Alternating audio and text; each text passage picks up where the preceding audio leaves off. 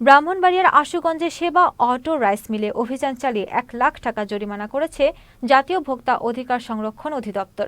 সোমবার দুপুরে ব্রাহ্মণবাড়িয়া জেলা প্রশাসনের নেতৃত্বে অভিযান পরিচালনা করেন জাতীয় ভোক্তা অধিকার সংরক্ষণ অধিদপ্তরের সহকারী পরিচালক ইফতেখারুল আলম রিজভী। এ সময় অটো রাইস মিল থেকে বিপুল পরিমাণে বিভিন্ন ব্র্যান্ডের প্লাস্টিকের মোড়ক, চাল প্রক্রিয়াকরণ মোড়কে মূল্য না থাকা এবং দীর্ঘদিন যাবৎ অতিরিক্ত চাল মজুত রাখায় প্রতিষ্ঠানটিকে ১ লাখ টাকা জরিমানা করা হয়।